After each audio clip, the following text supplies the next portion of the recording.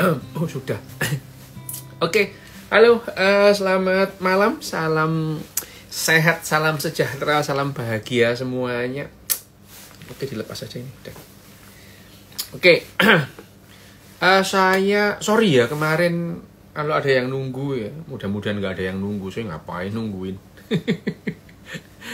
Ya, oke ya. Ini banyak pertanyaan yang masuk ya. Ada yang mirip, ada yang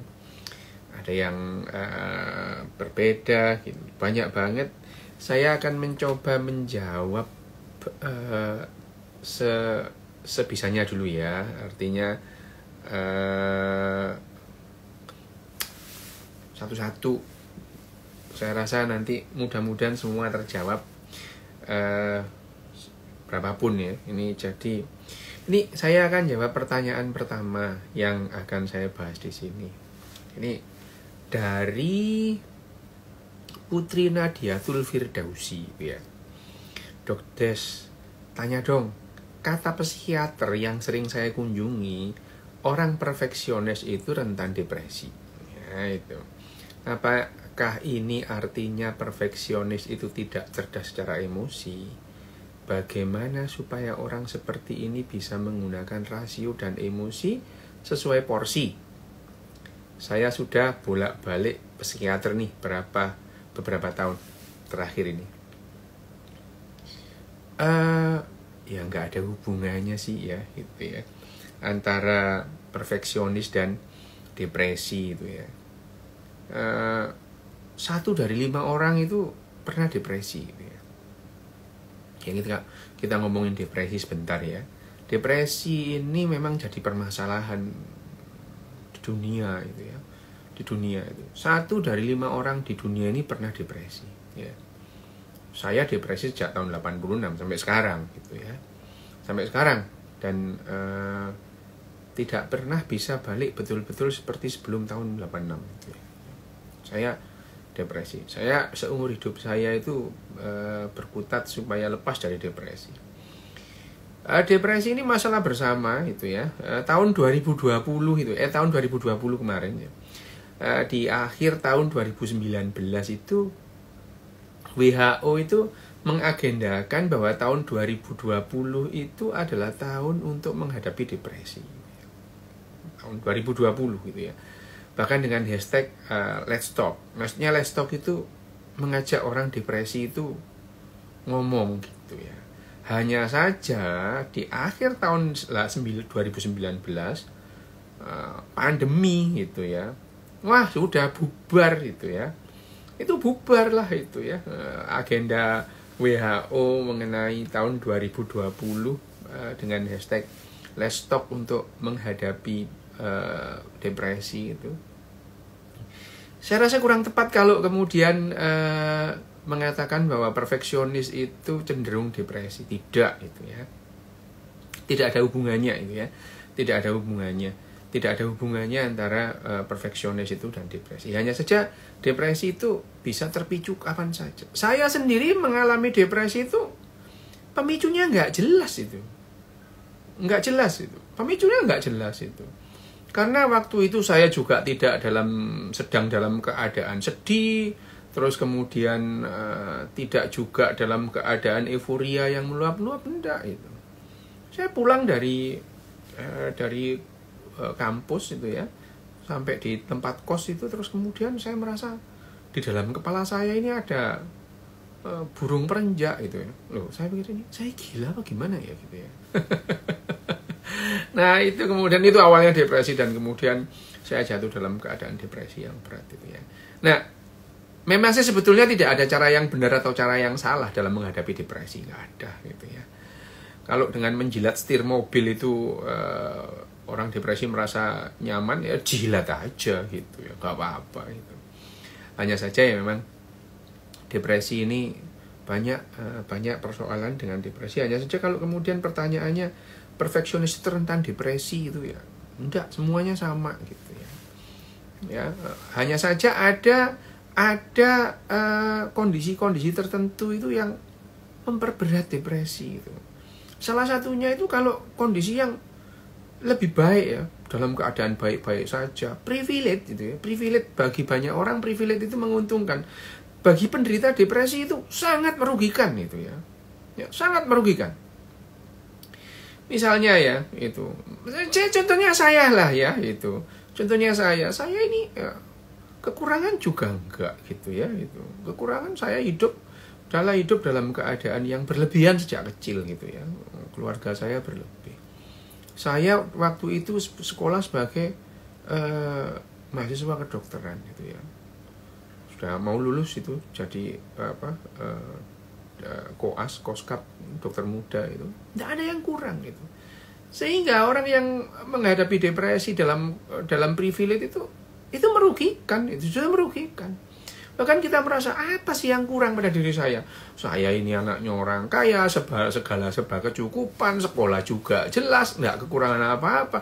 Kok saya seperti ini? Nah, itu yang membuat yang namanya privilege pada depresi itu justru merugikan itu ya.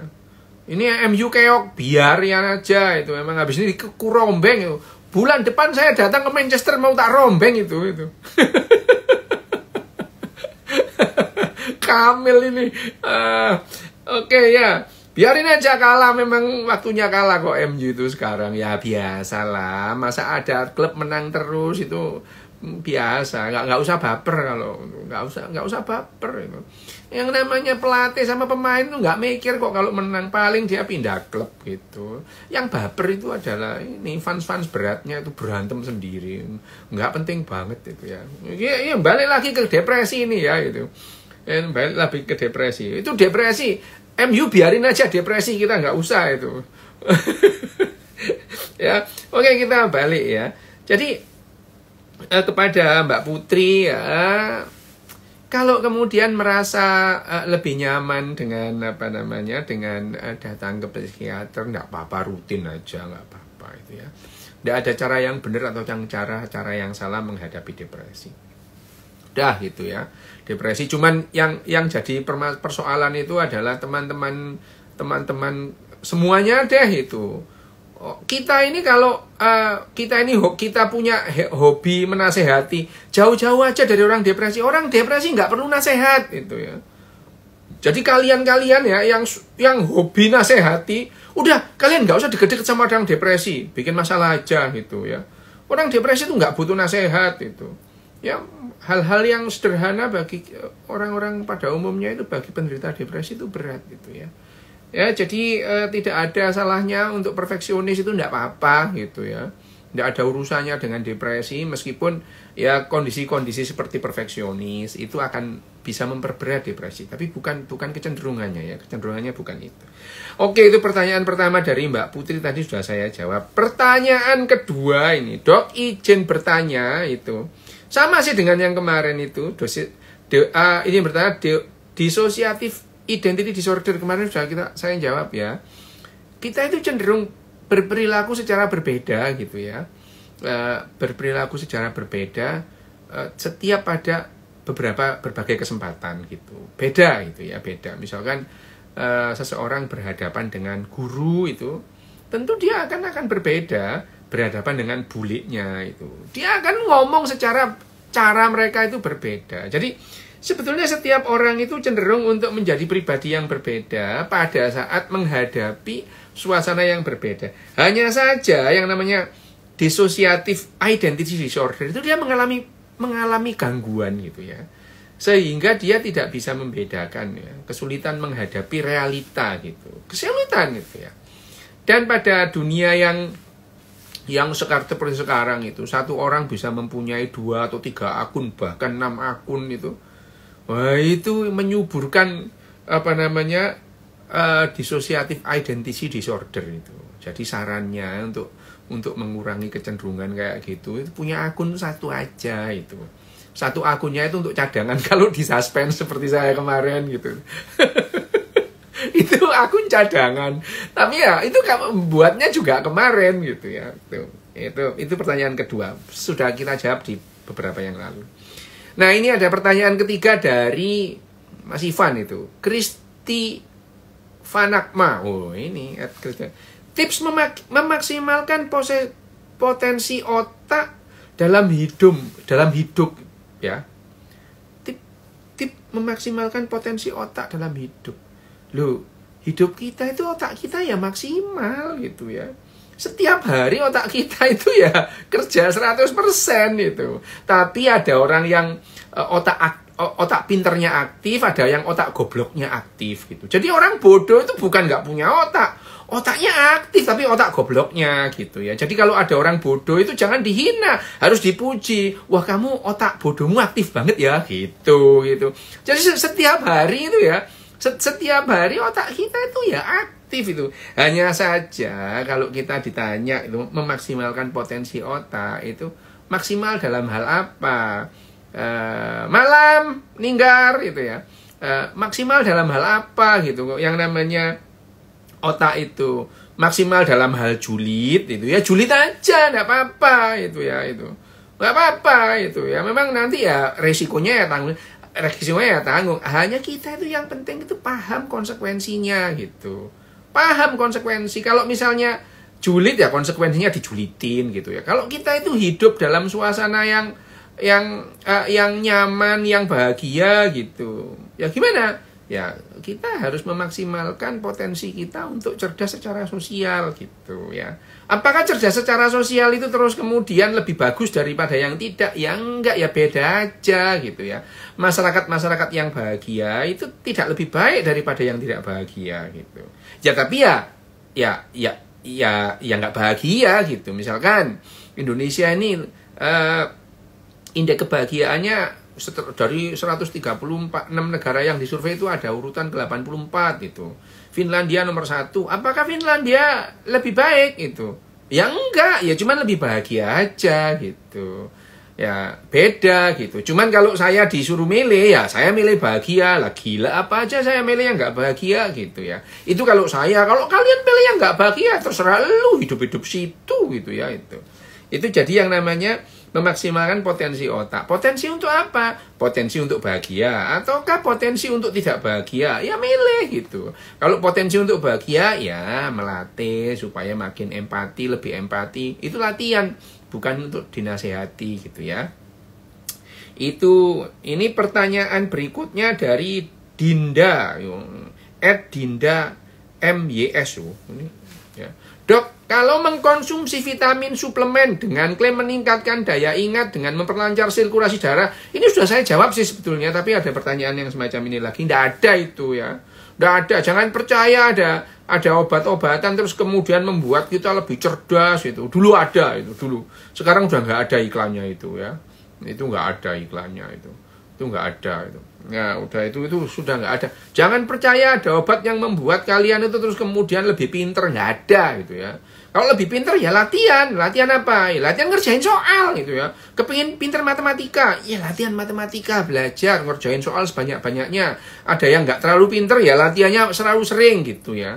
Karena semakin seseorang itu mengerjakan itu makin mahir itu. Meskipun ya bakatnya itu sederhana aja itu. Wah, ada saya punya adik itu ya nggak patio pinter sakjane itu, tapi ya tekun dia itu ya. Dia tekun mengerjakan itu ya lumayan lulus gitu ya. Tetap aja sih nggak pinter sebetulnya, tapi ya lulus gitu ya itu jadi nggak ada obat yang semacam itu ya. Terus ini ke pertanyaan dari Maria WBSN. Waduh ini. Dok, saya mau nanya kenapa orang-orang agamis yang diajarkan kebaikan oleh agamanya malah bisa berbuat kekejian dan bertentangan dengan ajarannya, gitu ya. Dan merasa dia benar dan malah jadi pahlawan pembela agamanya. Kalau semua agama merasa agamanya paling benar, terus mana yang benar? Lah, ini kan dijawab-jawab sendiri ya, gitu. Dijawab-jawab sendiri nih pertanyaannya. Kenapa orang agamis yang diajarkan kebaikan oleh agamanya malah bisa berbuat kekejian? Lah saya nanya, ada nggak dalam agamanya itu ajaran kekejian? Harus bunuh, harus membenci orang yang tidak seagama dengan dia. Kalau ada ya berarti itu ajaran agamanya gitu ya. Wes, nggak usah ngomong agama nanti banyak yang baper. Ya, ini pertanyaan dari Murdi Hatman ya, Murdi Hatman. Pertanyaannya, Luka, the last common the last universal common ancestor. Kenapa disebut yang terakhir? Maksudnya the last itu. Berarti ada banyak yang sebelumnya. Apa tidak ada kemungkinan materi hidup bersel satu awal muncul bersamaan paralel? Memang paralel gitu loh ya. Tapi bakteri yang jadi nenek moyang kita bareng itu satu bakteri gitu. Dan yang namanya nenek moyang kita bareng termasuk nenek moyang kita bersama bakteri, itu yang namanya Luca tadi itu, the last universal common ancestor gitu. Nah, sebelumnya itu ya masih ada. Misalkan ini ya, the last universal common ancestor itu adalah satu materi hidup yang menjadi nenek moyang kita bersama, termasuk nenek moyang bakteri-bakteri. Ini bakteri-bakteri sak dunia ini itu saudara kita mempunyai nenek moyang yang sama. Dan yang terakhir itu yang nenek moyang kita bersama terakhir itu namanya the last universal common ancestor gitu ya. Nah, di atasnya ya nenek moyang kita bareng juga, tapi terakhir itu yang namanya Luca, the last universal common ancestor. Nah, the last universal common ancestor itu masih belum merupakan kehidupan gitu ya, itu. Masih yang namanya dulu ada istilahnya namanya PPLO namanya, pneumopleuro-like organism. Jadi lapisan tipis ya, pleura tipis seperti kehidupan gitu ya. Ya, PPLO namanya ya, pneumopleuro-like organism. Itu di antara PPLO itu ada satu yang nenek moyang kita bersama yang namanya yang kita sebut Luca tadi. Apa tidak ada kemungkinan materi bersel satu awal hidup bersamaan? Ya ada gitu. Tapi yang ada sekarang ini nenek moyangnya satu sama lah ya ini ya. Seperti sekarang ini. Yang hidup sekarang ini, yang hidup sekarang kita yang hidup sekarang ini berasal dari satu spesies Homo gitu ya, Homo. Nah, yang kemudian ya itu waktu itu Australopithecus, ada satu Australopithecus yang menurunkan kita semua Homo itu, Homo sapien, Homo Neanderthal gitu ya, yang disebut Lucy itu nenek moyang kita bersama itu ya.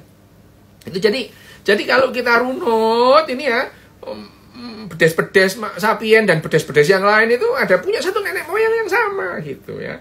Terus kemudian ya ada sang satu itu yang ada dalam, meskipun ya banyak itu ya Australopithecus yang lain itu, hanya satu Pithecanthropus yang Australopithecus yang jadi nenek moyang kita. Ya sama misalkan Homo sapien yang sekarang ini, Homo sapien yang sekarang yang non Afrika itu berasal dari satu ibu itu ya. Satu ibu. Kenapa? Karena Homo sapien yang non Afrika itu ya Asia, ya Eropa, ya Amerika itu mempunyai gen di mitokondria yang sama persis itu ya. Sama persis itu. Artinya itu kita dari nenek moyang ibu yang sama itu ya. Hanya saja yang di Afrika itu beda gitu. Gitu ya. Tapi di antara nenek moyang manusia yang Homo sapien yang non Afrika dengan non Afrika itu mempunyai nenek moyang yang sama satu gitu. Gitu ya itu. Jadi Homo sapien yang ada di Afrika itu memang berbeda dengan Homo sapien yang ada di non Afrika gitu ya. Itu. Jadi ya memang paralel tapi nenek moyang kita satu gitu ya. Pertanyaan berikutnya, permisi dok, mau tanya apakah secara sains masuk akal jika 7 miliar manusia sekarang hanya berasal dari satu pasangan? Lah, sudah saya jawab ya. Sudah dijawab. Sebetulnya ya memang begitu itu ya. Bahkan pada saat Gunung Toba meletus, itu ya, manusia itu tinggal 5.000 di seluruh dunia itu.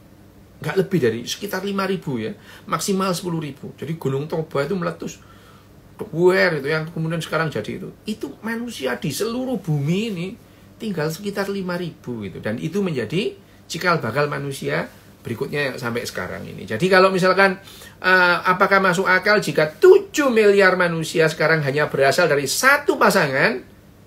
Iya, memang begitu adanya ya itu. Sedangkan menurut teori evolusi bekerja dalam skala kelompok. Lah memang gitu. Memang benar gitu. Makanya terus kemudian ya pada saat orang-orang Afrika terpisah dengan orang-orang non-Afrika, mereka seolah-olah berevolusi ke arah yang berbeda. Hanya saja belum sampai menjadi spesies yang berbeda, kita ketemu lagi gitu ya. Ini kalau misalnya kita tidak segera menemukan alat transportasi dan kemudian masing-masing terisolasi secara geografis, orang Eropa, orang Afrika, orang Asia, beberapa ribu tahun lagi kita akan menjadi spesies yang berbeda itu. Lawang pada saat orang Eropa itu menemukan orang Afrika itu, orang Eropa itu merasa yang orang Afrika itu bukan orang itu, bukan manusia gitu, bukan manusia gitu. Bahkan tahun 50 ini ya, tahun 50 di kebun binatang New York itu ada orang Pygmy. Orang Pygmy tahun 1950 suku Pygmy yang ada di Afrika itu ditaruh di kebun binatang New York. Bayangin aja itu. Tahun 1950 orang Amerika menganggap orang Pygmy itu bukan manusia gitu. Jadi ya begitu sih ya itu. Nah, sekarang pengetahuan sudah makin maju, kita paham bahwa yang namanya kita masih sama Homo sapien meskipun itu Pygmy. Bahwa Homo sapien itu variannya orang Afrika dan orang Asia itu sama Homo sapien. Masih sama persis itu ya.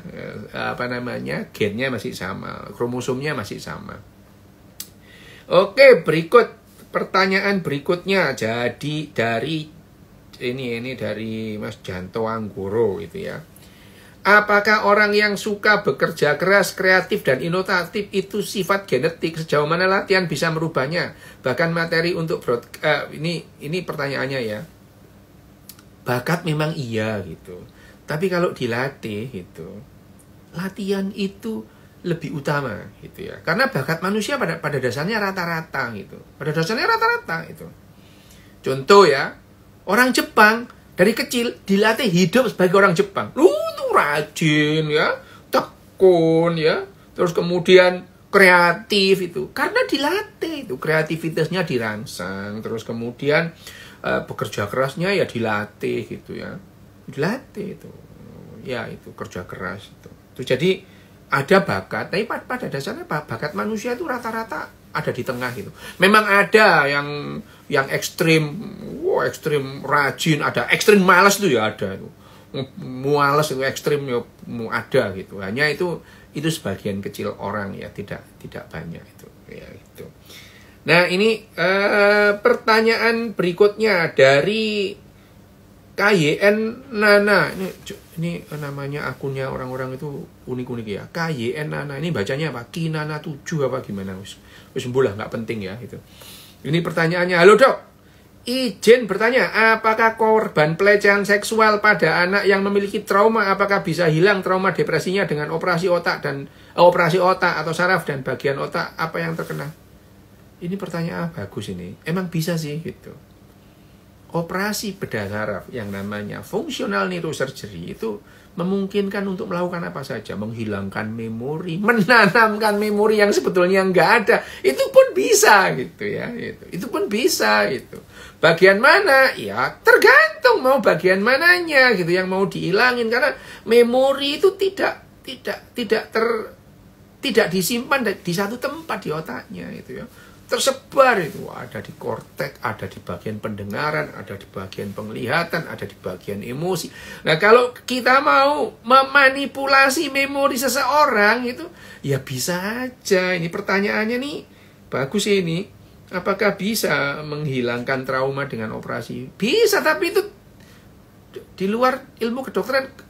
Dibolehkan kalau sudah itu terpaksa yang namanya functional neurosurgery itu, kalau sudah nggak ada pilihan lain. Misalkan orang yang kecanduan ya, narkoba gitu ya, dengan obat-obatan nggak bisa, dengan ya udah dioperasi gitu ya.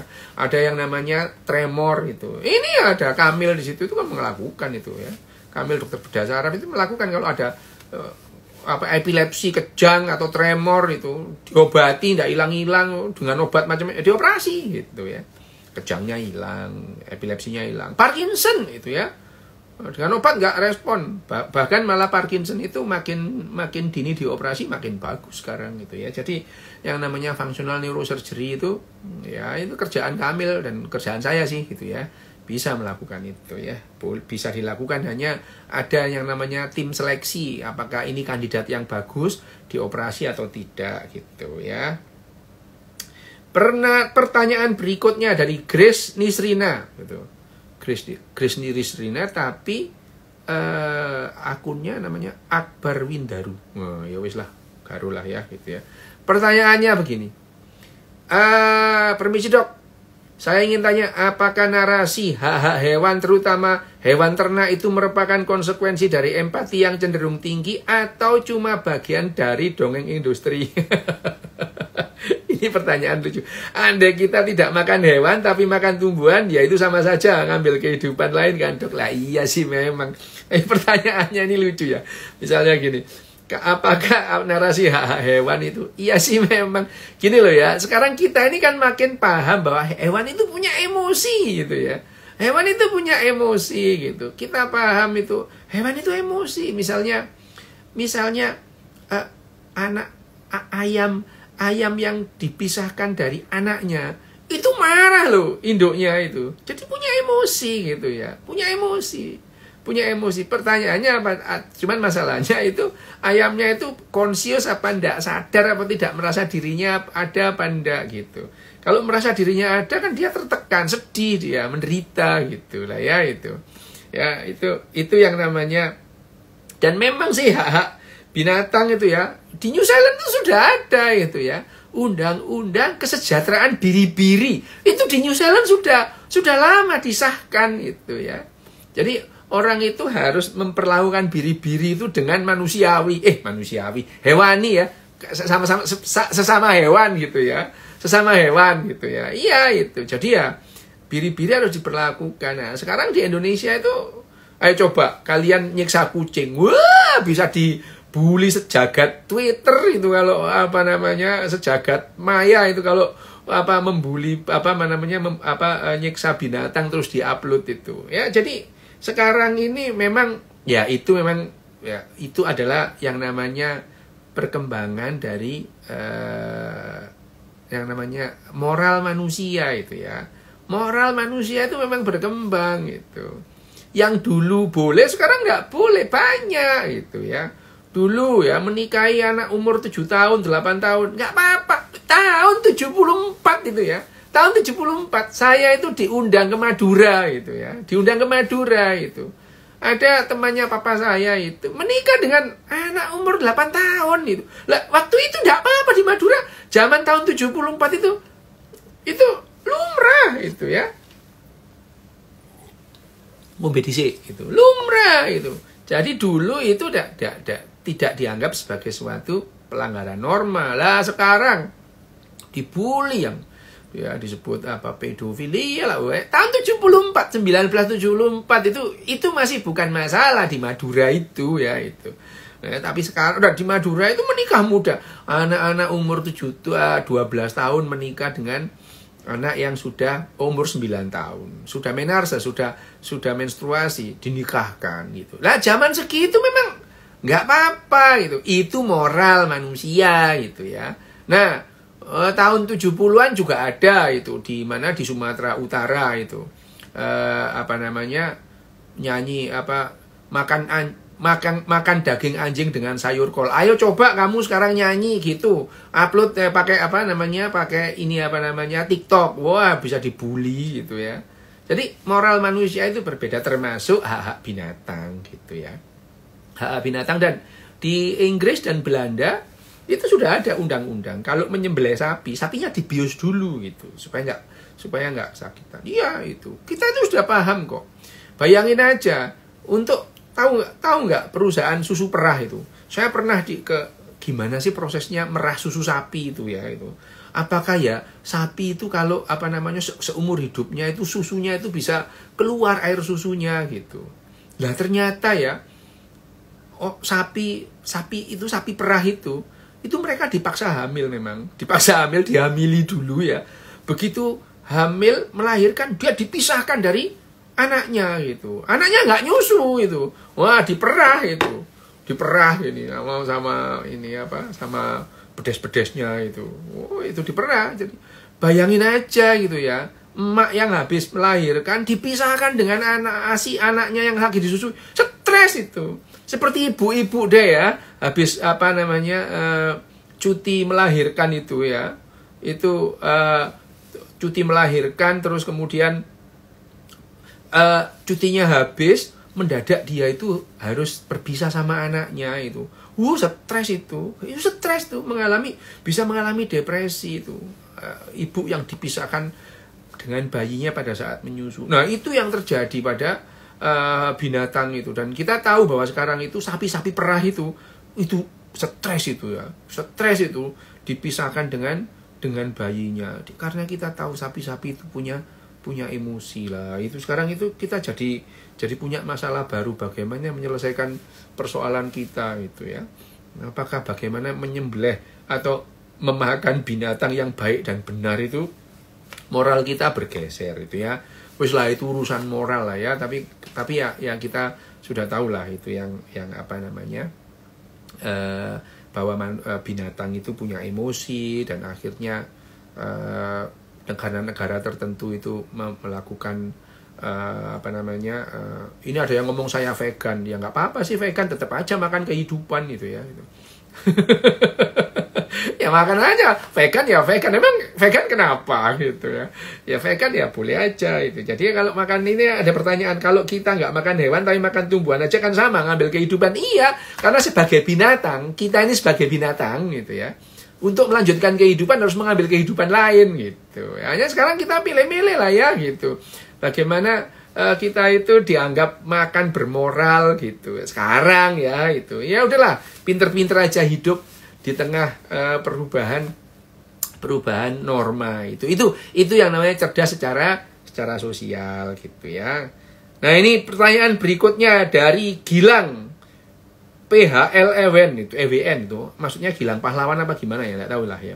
Salam kenal dokter, perkenalan saya Gilang. Salam kenal, woi ya. Izin bertanya dokter, silakan. Bagaimana ya cara kita mendelay gratification agar lebih produktif? Misalnya, saat waktu bekerja ya bekerja, bukan malah bermain game dan lain-lain. Apakah hanya dengan dilatih, dok? Nah, ini udah tahu gitu ya.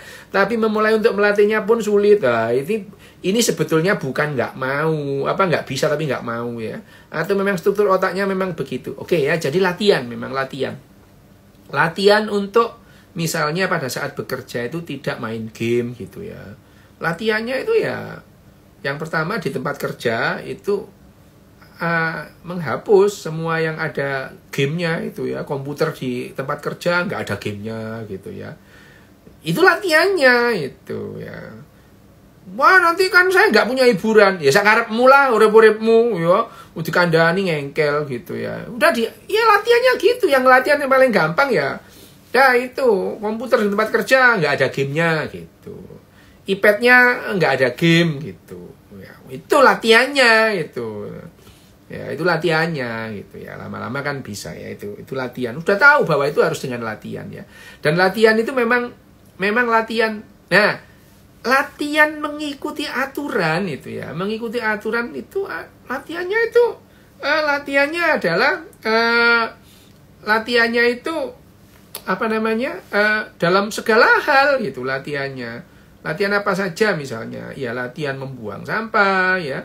Latihan apa namanya? Mentaati aturan lalu lintas itu harus apa namanya? Harus dilatih semuanya latihan itu ya. Dimulai membuang sampah, kencing itu harus di toilet itu ya, bukan di pinggir jalan buka pintu langsung kencing gitu ya. Itu latihannya seperti itu. Dan kalau kita mengikuti latihan-latihan dasar untuk mengikuti aturan yang sederhana, buang sampah, kencing di toilet gitu, makan di meja makan, bukan lantas sambil jalan-jalan itu membuat kita jadi bisa latihan mengikuti atau mentaati aturan gitu ya. Pertanyaan berikutnya, Dok, ini dari Alvin_P gitu ya. Dok, mau tanya, apakah yang disebut sebagai cinta itu hanyalah sebuah realita intersubjektif? Karena kan katanya itu hanya lonjakan hormon di otak, dan kalau lonjakan sudah hilang maka tidak ada rasa cinta lagi. Ya, kalau iya terus pernikahan itu pointless dong. Mohon pencerahannya. Ya, pernikahan itu ya bukan pointless. Pernikahan itu kan organisasi gitu. Organisasi yang membuat kita itu memaksa kita melakukan banyak hal gitu ya. Itu pernikahan itu. Tapi pernikahan itu dulu juga nggak ada urusan cita-citaan pernikahan itu. Ini papaku sama mamaku, bapak sama ibuku itu ketemunya waktu lamaran itu, nggak pakai itu yang namanya pacaran, nggak pakai. Iya itu kan dulu ya, tahun 40-an itu ya, tahun 50-an gitu ya, begitu gitu ya. Yang namanya cinta apa namanya ini apa namanya cinta romantis ini itu kan baru gitu ya, memang baru, konsep baru pasca atau setelah yang namanya apa namanya revolusi industri, ada cinta romantis itu ya. Ada cinta romantis itu. Nah, cinta romantis. Tapi pada dasarnya cinta romantis itu, pada dasarnya cinta romantis itu adalah percumbuan persetubuhan kalau di binatang-binatang lain itu ya. Itu ya. Jadi jatuh cinta itu apa? Jatuh cinta itu adalah percumbuan persetubuhan pada binatang-binatang lain. Tapi terus kemudian kalau ditanyakan terus kemudian apakah pernikahan itu pointless? Ya bukan. Justru pernikahan itu pada dasarnya nenek moyang kita dari dulu ya kemudian menikah. Jadi dari satu keluarga inti atau nuclear family itu ya, keluarga inti gitu itu ya. Di antara mereka ya ada pertengkaran, nenek moyang kita pemburu pengumpul ya mungkin saja ada pertengkaran terus kemudian tidak hidup dalam satu gua gitu ya mungkin, tapi ya nggak lebay kayak sekarang gitu ya itu. Sekarang itu kita makin lama makin lebay memang ya. Jadi ya pernikahan itu bukan pointless, itu bagian dari cara kita, cara manusia untuk mempertahankan harmoni gitu ya, harmoni. Dikit-dikit cerah, dikit-dikit cerai gitu ya. Yang kemarin gimana gitu. Itu ya. Tapi kalau cerai itu dari jalan keluar ya nggak apa-apa sih gitu. Daripada punya suami ngamplengi terus, digampar terus ya sudah cerai aja gitu. Itu jalan yang bagus itu ya.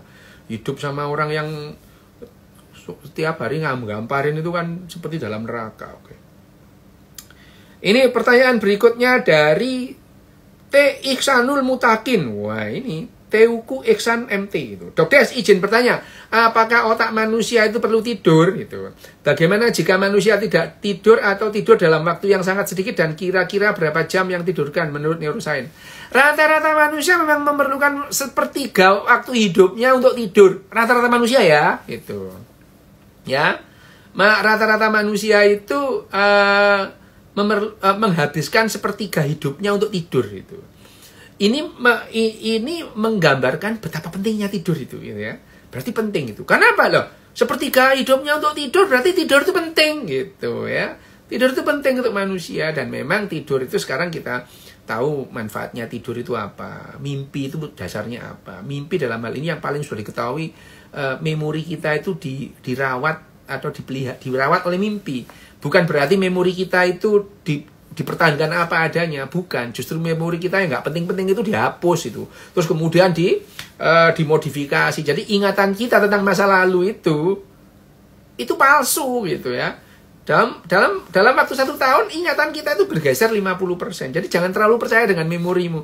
Tapi kalau justru memori-memori yang ada dalam kita ini, yang di dalam kita ini adalah hasil dari kerjaan tidur dan mimpi kita itu. Jadi memang tidur itu manfaatnya jelas ada gitu ya itu. Tetapi ada orang yang tidurnya sedikit itu ya ada itu ya. Teman-teman dokter di bedah saraf yang di Jepang itu ya tidurnya dikit 2 jam 3 jam itu. Ada yang 1 jam itu sehari.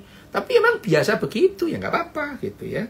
Tapi pada umumnya orang pada umumnya menghabiskan sepertiga waktu hidupnya untuk tidur gitu ya. Pada umumnya, tapi kalau ada yang nggak umum itu ya ada itu. Saya ini nggak bisa tidur dari kecil ya. Ya itu ya sudah itu ya sudah itu nasib saya memang ya. Dah. Ini kemudian dari Heru Pro, Dok. Mau tanya bagaimana cara menghapus memori buruk? Nah, menghilangkan satu persatu terutama informasi hoax, meracuni para bedes antero Jakarta Raya beberapa akhir tahun ini. Kalau cara menghapus mimpi buruk memori buruk, tidur aja itu. Sering-sering tidur itu hapus kok itu memori yang nggak enak itu ya. Makin banyak. Tapi kalau hoax itu ya, terutama informasi hoax, kita itu nggak bisa lepas dari hoax itu. Hoax yang paling tua aja dipertahankan, hantu gitu ya, dan kebalikannya itu dipertahankan itu. Udah nggak usah ngomong hantu. Udah. 16 pertanyaan dijawab ya, 40 menit. Nanti berikutnya mudah-mudahan dalam waktu dekat, entah besok atau lusa ding ya, besok nggak bisa saya kayaknya. Tapi kalau besok bisa, akan saya mulai jam 8 juga. Kalau bisa itu ya, kalau nggak bisa ya wes itu ya. Oke, itu aja, nanti saya sambung lagi pada kesempatan yang akan datang. Saya tahu pertanyaan makin banyak, tapi saya akan menjawab satu persatu. Tak cicil ya, wes ya. Wes ngono ae ya. Salam sehat, salam bahagia, salam sejahtera.